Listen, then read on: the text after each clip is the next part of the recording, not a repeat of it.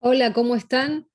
En este video vamos a hablar de un concepto más que también hace a la suma de ideas conceptuales que venimos discutiendo y proponiendo desde el espacio en las unidades 1 y en este caso en la unidad 2, que tienen que ver con empezar a construir algo así como una especie de marco teórico, de marco de interpretación en general, de las situaciones en las organizaciones, para comenzar a pensarlas, analizarlas, a poder hacer algún tipo de reflexiones en torno a lo que vemos en las organizaciones que nos interesan, y más que nada también empezar a distinguir los elementos de comunicación interna y externa, o de comunicación integral, que tenemos que conocer para poder trabajar con ellos. Comencemos. En esta clase en particular nos interesa referirnos a la noción de poder. Ustedes tienen ahí un texto de Schwarzstein y de Etkin que trabaja específicamente a la comunicación, perdón, al poder en la organización, ¿sí? En distintas situaciones. Ellos dan ejemplos muy claros y proponen una serie de ideas en las cuales plantean concretamente situaciones en las que se ejerce el poder al interior de las organizaciones. Ahora bien, yo quisiera explicar en primera instancia algunas cuestiones que ustedes tienen que saber para empezar a leer cuando hablamos de poder, de qué estamos hablando, y que tengan algunas claves de interpretación de esas nociones relacionadas con el poder. En principio, ustedes van a encontrar que Michel Foucault, ya lo van a ver en el tránsito por las distintas materias, es un referente acerca de la idea de poder, ¿no? Cada vez que en ciencias sociales hablamos de poder, pareciera que es ineludible referirnos a Michel Foucault. Foucault fue un historiador, un sociólogo, un psicólogo francés que murió a mediados de los 80 y que tuvo una serie de trabajos y de obras relacionadas a la noción de poder, pero también a otras ideas conceptuales, a otras ideas que colaboran con pensar a las personas, a los sujetos en situaciones concretas en el marco de las sociedades, bueno, que él elige analizar, y muchas veces trabaja con organizaciones específicas y puntuales para hacer diferentes lecturas, justamente que pueden ser históricas, también desde el punto de vista psicológico, desde el punto de vista sociológico. Bueno, hay mucho trabajo realizado por Foucault.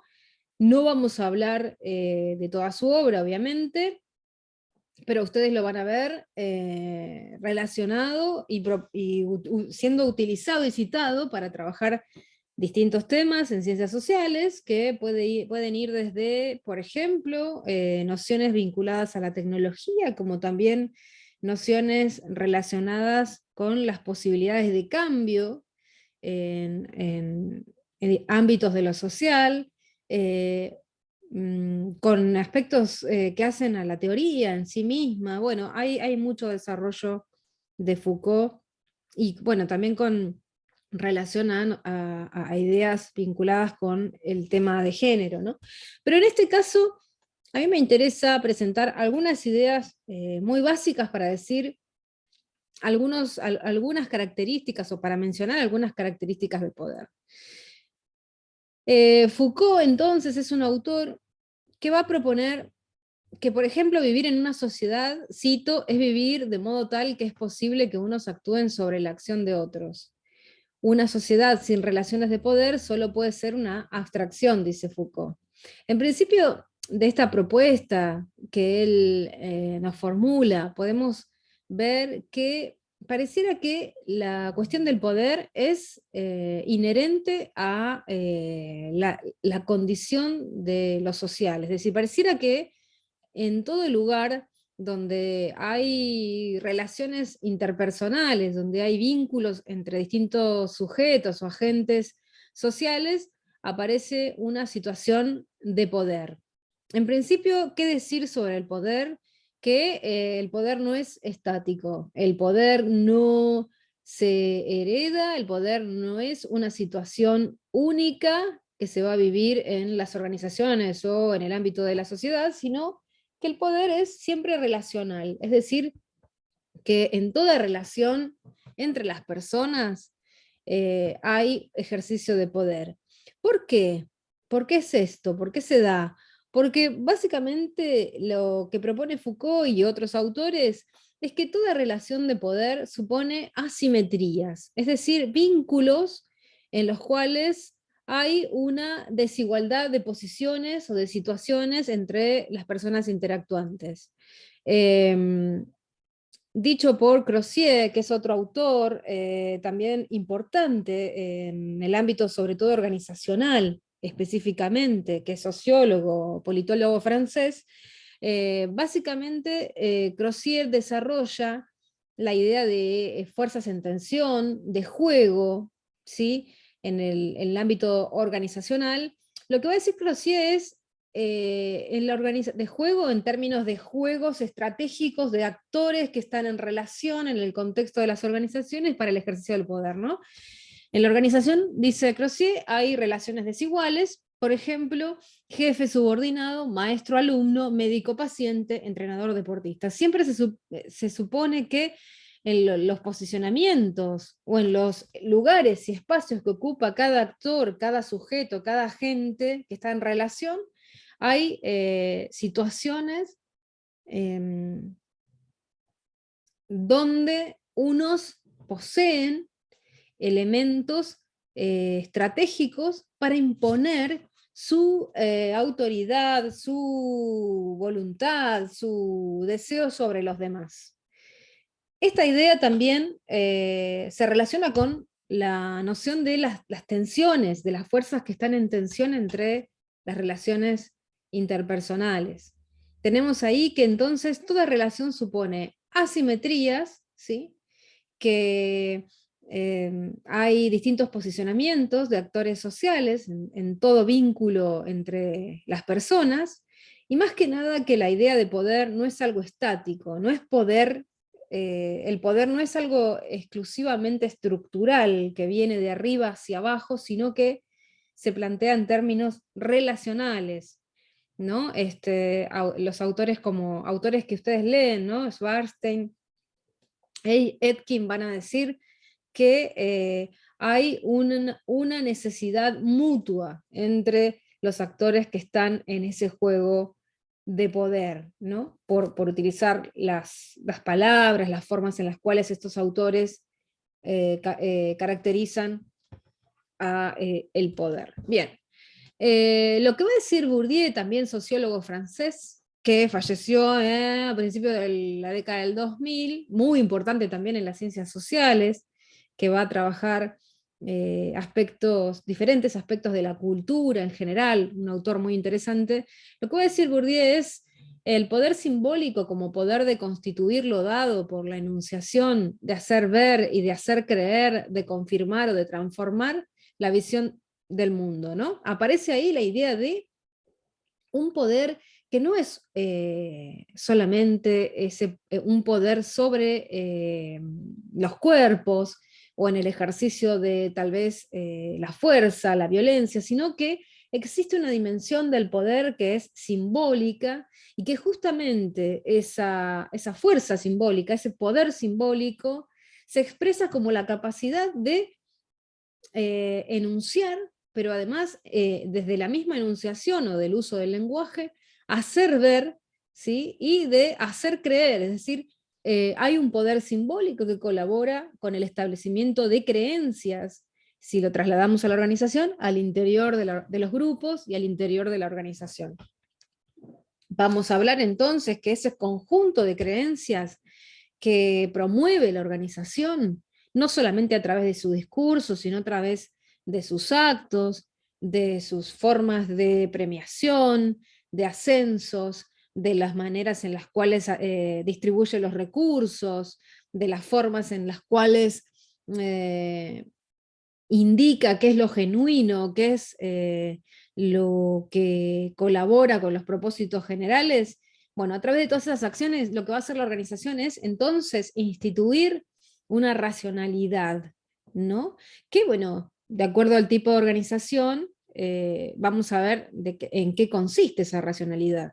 Veíamos con la idea de las fábricas una racionalidad productiva, ¿no? Donde lo más importante era no parar la producción, costara lo que costara, ¿no? Hay otras racionalidades imperantes, muchas veces que como resultado de la confluencia de esas fuerzas o las resistencias a ese ejercicio de poder.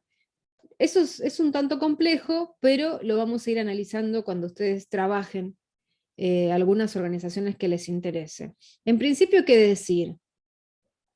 ¿Cómo podemos reconocer aspectos de este poder simbólico o de esta racionalidad que está construida a partir del uso de ese poder simbólico? Y en principio, pensar en qué es lo que se percibe como legítimo en el contexto de la organización. Si es una organización que prioriza la producción, lo legítimo será entonces forzarse cada vez más para poder producir más en menos tiempo, ¿no? Tal vez eso sea lo legítimo. Lo legítimo sea tratar de pensar cómo llevar a cabo de la mejor manera mi tarea. ¿Qué va a ser lo ilegítimo? Y perder el tiempo, quizá, ¿no?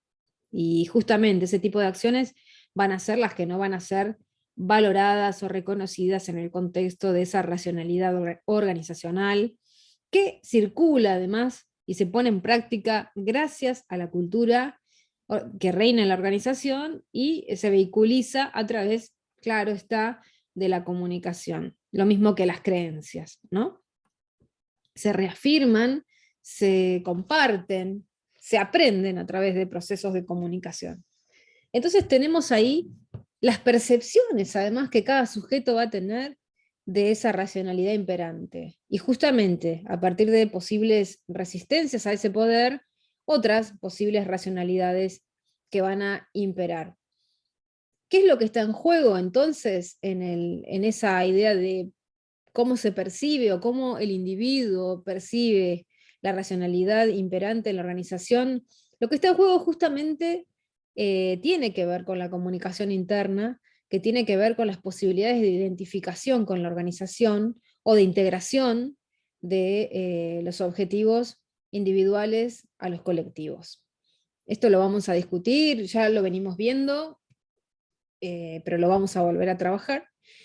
Lo interesante también, entonces, es que el poder tiene una dimensión comunicacional cuando se expresa de manera simbólica. Entonces tenemos ahí que el poder es, dice Castells, también sociólogo, docente, investigador, eh, político español, que el poder es la capacidad relacional que permite a un actor social influir de forma asimétrica en las decisiones de otros actores sociales, de modo que se favorezca la voluntad, los intereses y los valores del actor que tiene el poder. El poder se ejerce mediante la coacción o la posibilidad de ejercerla, y no mediante la construcción de significado partiendo de los discursos a través de los cuales los actores sociales guían sus acciones. Bien, ¿qué es lo que básicamente señala Castells? Que no alcanza con proponer significados, sino que también hay un ejercicio concreto ahí de negociación entre unos actores y otros, donde unos van a tratar de imponer su voluntad a través de quizá el convencimiento o de la narración de determinadas historias organizacionales, ¿sí?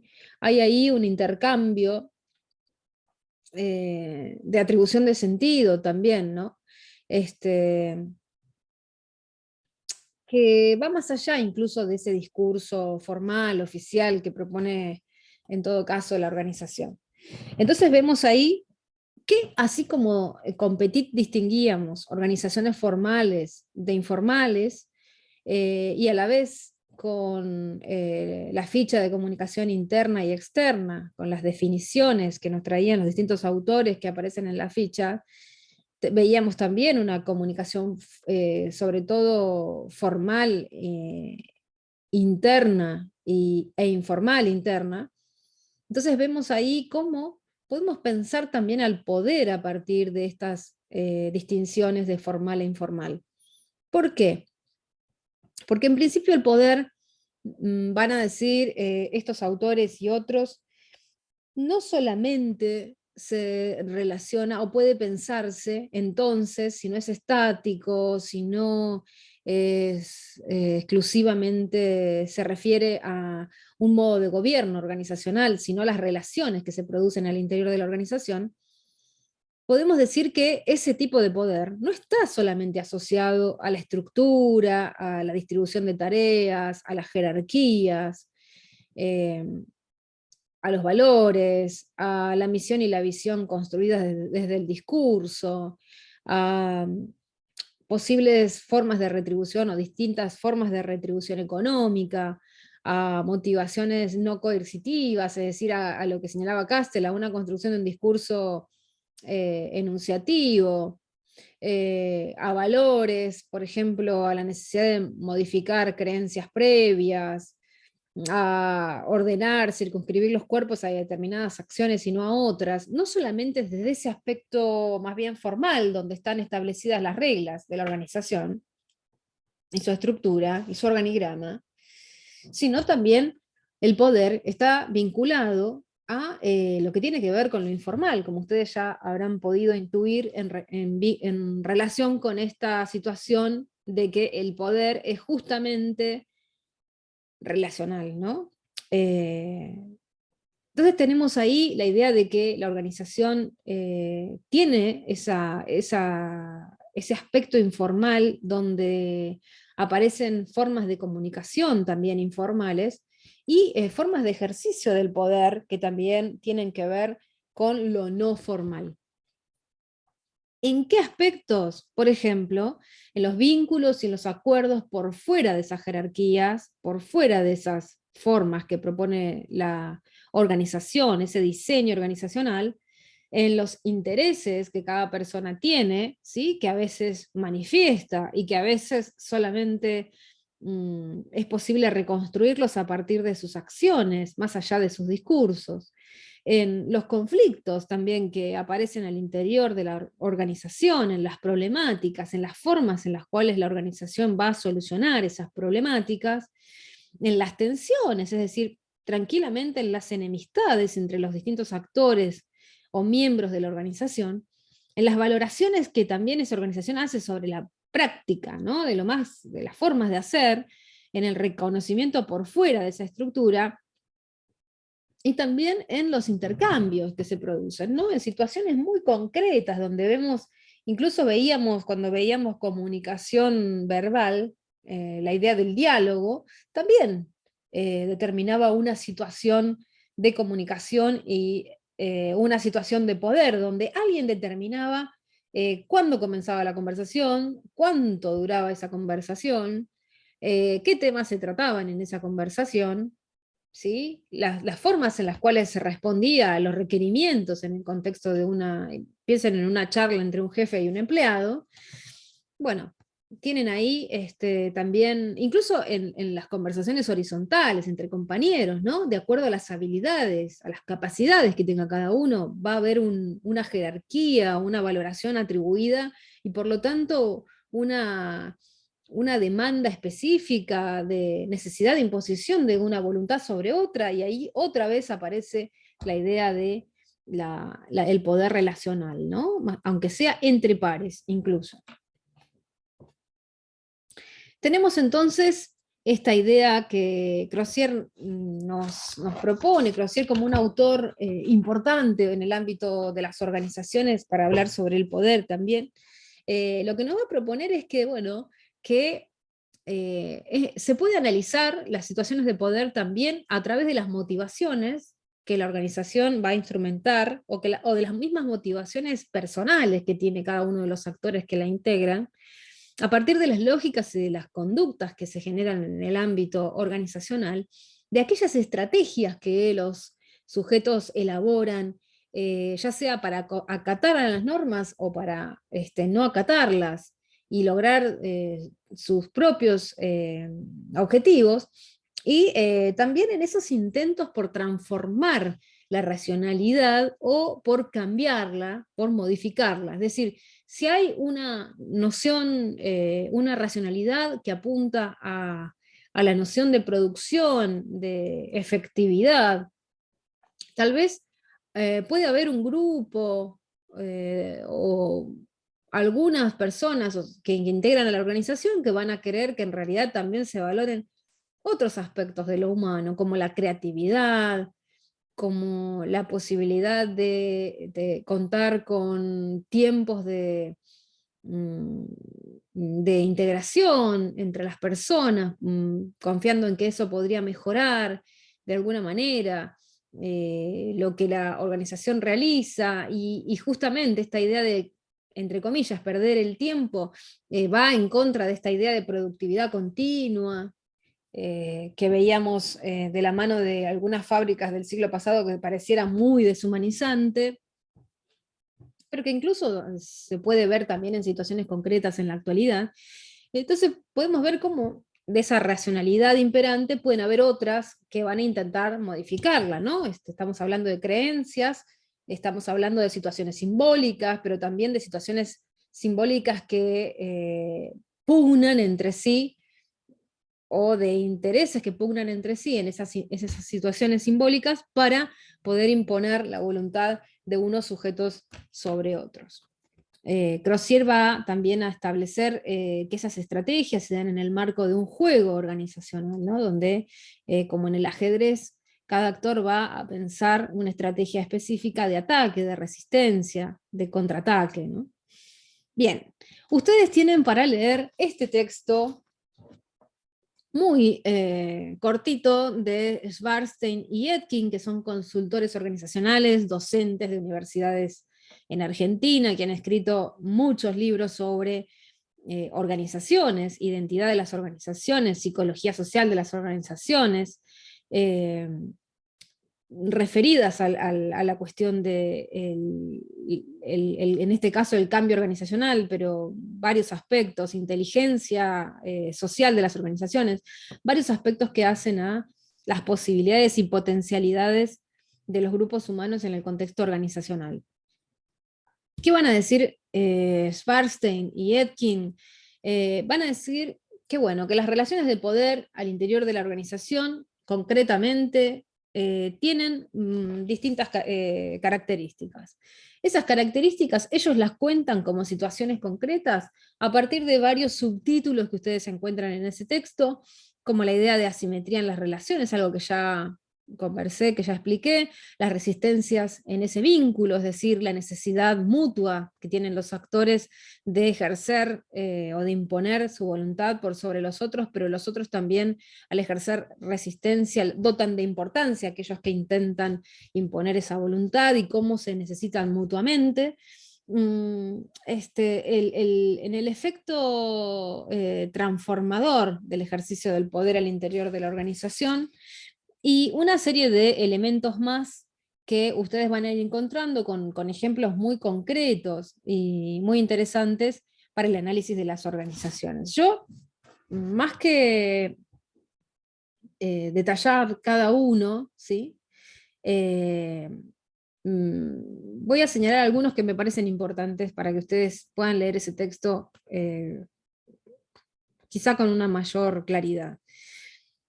Vemos ahí que esas relaciones desiguales plantean fuerzas que se contraponen, pero que a la vez se necesitan mutuamente, ¿no? Vemos que tal vez eso que aparece como una fuerza que se contrapone, como una tensión al interior de la organización, a la vez genera la construcción de lo que ellos van a llamar autoridad, en el caso del maestro, que le permite a su vez transformar, intervenir sobre el proceso de conocimiento del alumno. Lo mismo va a pasar entre médico-paciente. Se supone que el médico tiene ahí alguna característica especial que lo dota de cualidades y de posibilidades distintas a las del paciente, y así como el paciente lo necesita al médico, el médico también necesita que los pacientes confíen en él, vayan a buscarlo en virtud de eso que lo diferencia. Lo mismo con el entrenador y el deportista, etc. Si ustedes se fijan, justamente lo que aparece ahí como un bien, ¿sí? como un valor, tiene mucho que ver con el conocimiento, tiene mucho que ver con la posibilidad de conocer justamente y de administrar ese saber, ese conocimiento específico en pos de esa relación que se establece con alguien que no lo tiene. Justamente, esto es central también para pensar aspectos de la comunicación.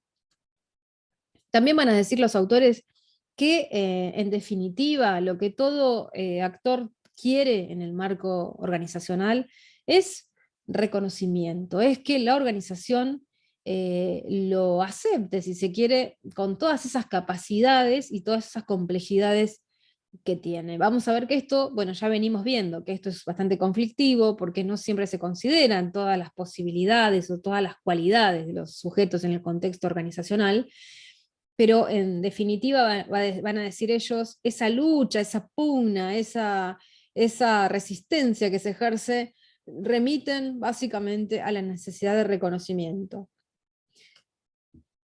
Bien, ¿cómo se expresa esa forma de reconocimiento al interior de la organización? Bueno, eso ya sería discutible, ¿no? Hemos hablado en otro contexto sobre el empleado del mes, ¿no? Tal vez las personas, tal vez no, seguramente de acuerdo a la cultura organizacional y a las biografías que de las personas que integran las organizaciones, esa forma de expresar o las formas de expresar reconocimiento o valoración no resulten suficientes, y esto también puede generar un conflicto al interior de la organización. Vemos que también otro elemento importante que tienen que tener en cuenta para leer este texto es que el poder es situado. El poder puede ser pensado, si se quiere, haciendo una analogía con las series, capítulo a capítulo. Bueno, no, todavía en escenas un poco más fragmentadas, es decir, menos que un capítulo. En escenas se puede pensar. ¿A qué se refiere con escenas? Bueno, justamente, volviendo a la comunicación interna, el poder puede ser analizado, tener como unidad de análisis, como situación concreta de análisis a las conversaciones, ¿sí? Se puede analizar el poder, por ejemplo, si ustedes pudieran reconstruir o captar de alguna forma diálogos al interior de la organización,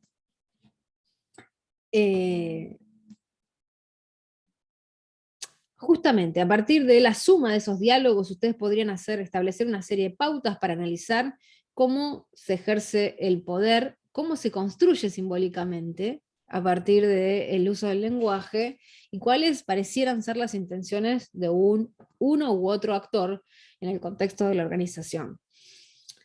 También otras unidades concretas pueden no ser la conversación y pueden ser, por ejemplo, ámbitos en los cuales la gente se reúne. ¿A qué me refiero? Asambleas, reuniones, talleres, todo aquello que se vuelve un ritual para la organización. ¿A qué me refiero con ritual? Ustedes fueron a la escuela, bueno, los actos patrios eran un ritual, el saludo a la bandera, ¿no? Cuestiones establecidas que le dan sentido a la práctica, ¿sí? Aunque pareciera que no, dotan de sentido a la práctica cotidiana. Por otra parte, el poder, dicen ellos, también puede ser pensado a partir del uso concreto del lenguaje específico. Muchas veces es difícil entender, al menos a simple vista o sin que alguien conozca la cultura organizacional, los modos de hacer de la organización y sobre todo los conocimientos técnicos que imperan en la organización, esas discusiones, esos diálogos, ¿no? Imagínense que ustedes pudieran grabar esas conversaciones, pero esas conversaciones no fuesen sencillas, ¿no? Sino tal vez conversaciones en términos de jerga legal entre abogados, tal vez, ¿no? Supónganse. sería difícil entender a menos que ustedes conocieran, ¿no? Aspectos de las leyes o situaciones concretas que hacen a los marcos legales de acuerdo al tema, etcétera. Por eso hacen referencia con relación al lenguaje específico. Y esto me da pie también para decir que por eso es importante muchas veces que comunicadores y comunicadoras trabajen de manera interdisciplinaria con otros profesionales o con informantes que se vuelven clave para entender determinados temas y poder saber cómo se dan esos entramados de significado o de sentido que se van construyendo.